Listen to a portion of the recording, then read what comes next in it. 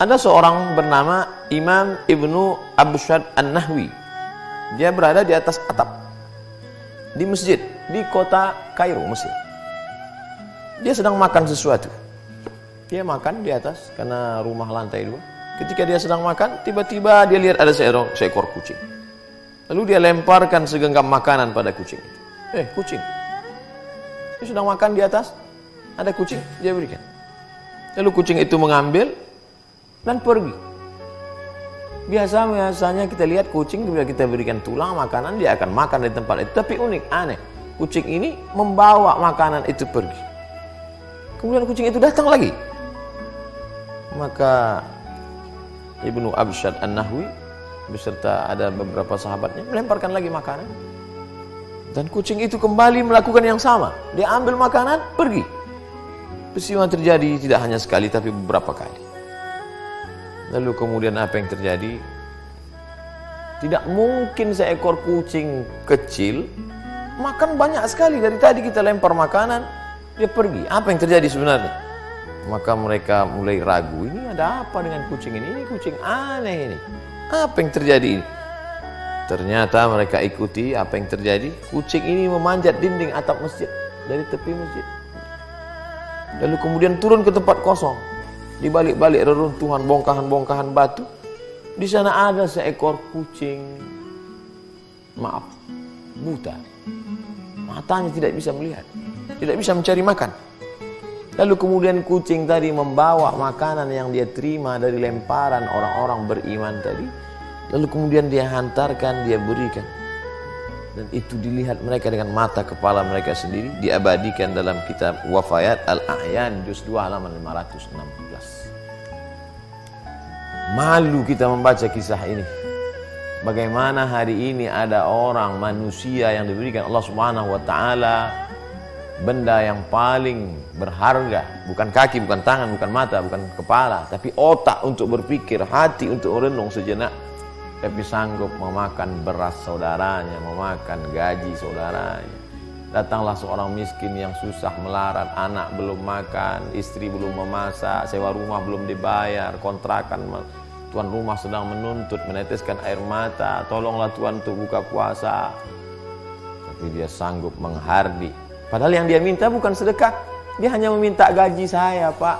Saya pagi datang jam 7, pulang jam 7 malam.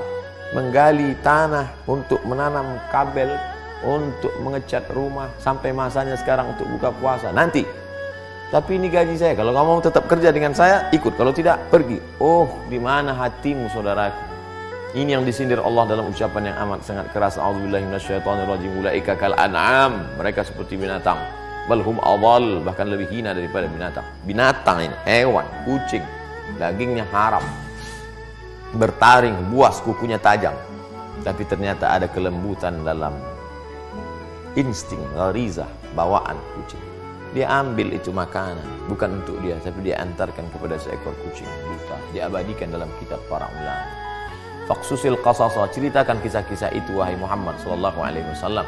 Dalam Al-Qur'an Allah bercerita, didengarkan, disampaikan oleh Jibril kepada Sayyidina Maulana Muhammad SAW, dibaca oleh orang beriman. Untuk apa? Untuk meng-on-kan pikiran, jangan off. Untuk menghidupkan hati, karena dengan mendengar cerita-cerita itu hati menjadi hidup, berpikir.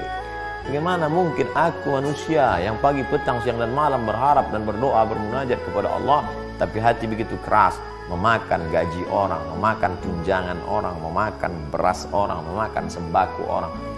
Rasanya tidak layak untuk berkata, untuk masuk dalam surga Allah Subhanahu wa taala. Kalau berdoa bukan main, wa adkhilnal jannata ma'al abrar, masukkan aku dalam surgamu ya Allah. Kau merasa dirimu masuk surga karena witirmu, karena tahajudmu, karena duhamu, karena khataman Qur'anmu. Tapi ternyata hatimu keras, tidak mau menolong saudaramu. Ada orang yang sanggup demikian. Kita tidak mencari-cari kesalahan orang lain. Kita kesempatan penuh barakah, sejenak doa-doa terkabul, munajat-munajat didengarkan Allah SWT. Saat ini kita sedang merenung sejenak apa yang terjadi dengan diri kita. Masih pedulikah kita pada tetangga kita?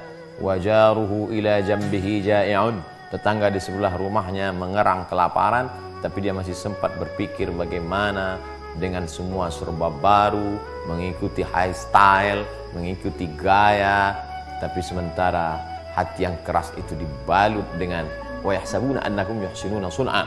Mereka menyangka sedang berbuat baik, padahal sebenarnya kita jauh dari kebaikan. Mari merenung sejenak dari kisah seekor kucing. Mudah-mudahan kisah kucing yang membuka hati lebih baik daripada bercerita tentang kehebatan ibadah tapi justru menutup pintu hati. Allah Ta'ala memberkahi kita, memberikan segala kebaikan, meridai, sukses selalu dunia akhirat. Terima kasih. Assalamualaikum warahmatullahi wabarakatuh.